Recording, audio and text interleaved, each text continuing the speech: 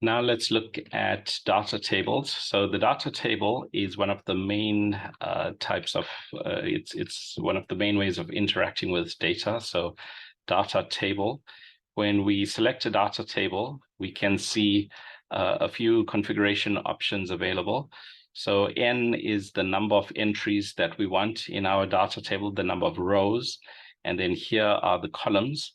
So we can see the template for this says that column X1 is generated using a function which simply returns the index plus a value of 1. The second column is generated by just obtaining random numbers, and that will be in the range 0 to 100. And the last one is 5 times the first one plus the last one. So if we hit Control Enter, then that's given us this data table. Now, with focus on this data table, if we look at the attributes, you can see various table operations available. So we can calculate the normal distribution, we can calculate Pearson correlations, we can even produce a machine model, we can create a risk alerting model, and there'll be a separate video on some of these. Let's do linear regression. So let's say we wanted to predict the value y from the values x1 and x2. And to do that, we need to select the label field. In other words, the field we want to predict. So if we click refresh fields, that's going to load up the names of the fields. So we want to predict y. And then we want to predict that from the two columns, x1 and x2. And so we use a semicolon separated list. And we can just operate on this. So if we click operate, you can see we have a new column now, which are the predictions for our value of y here. And those are pretty exact, right?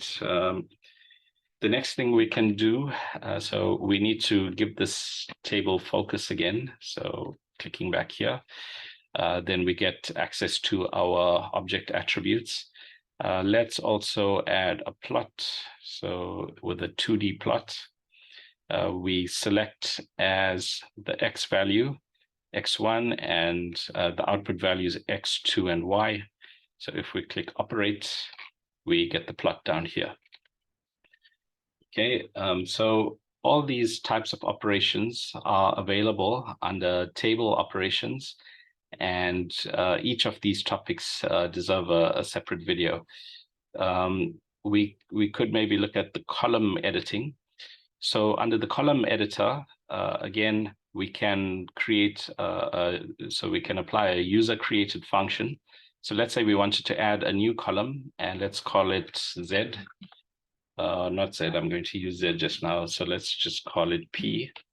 And let's say column P was obtained from the square of x1. So x1 times, so you can calculate the square in that way, or you can use a JavaScript involt function. So if we say math.pow,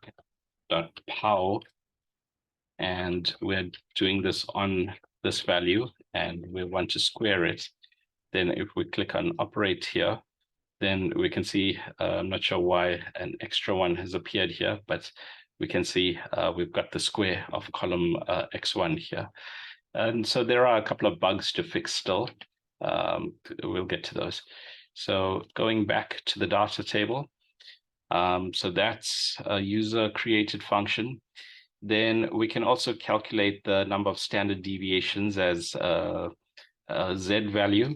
So if we select, let's say we wanted the Z value on YM, and we want to create this as a new column Z, and this text is still down here, but it won't, it will simply be ignored because now the system knows we want to generate a Z value. It's not a user function anymore. So if we click on operate, we can see the Z values here, the number of standard deviations of this column with respect to the mean. Okay, and bringing back our operations. We can also do one-hot encoding.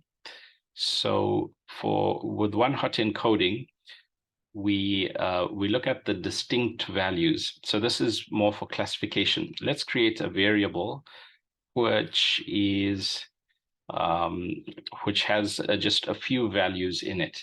So let's create a user function. So I'm going to my attributes, and let's do a user function. And let's say this is the first value, x1, and I'm going to say %3. So that's the modulus operator. So it returns the remainder from the operation where you divide, when you divide by using a factor of 3, the remainder when you multiply by the highest common factor.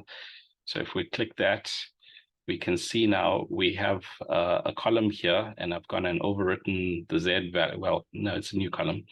So these values go 0, 1, 2, 0, 1, 2, 0. So there are just 3 possible values here. And we want, let's give the table focus again. And what we want here is to one-hot encode this. So we want to create, for example, if we want to do machine learning, as we know, machine learning, one of the main applications is that your output column has just 2 states, 0 or 1.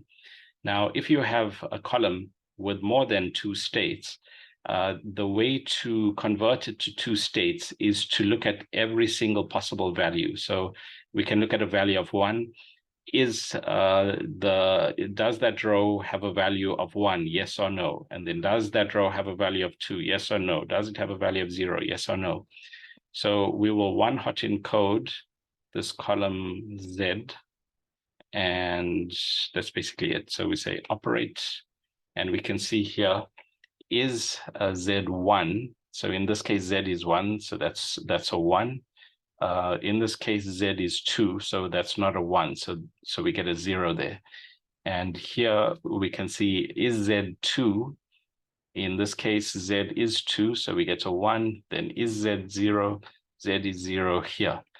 So you see we can do various column operations in this way. And looking at the last one, you can also delete a column, of course. So again, there will be more operations appearing here as we get further into it. So those are the column operations.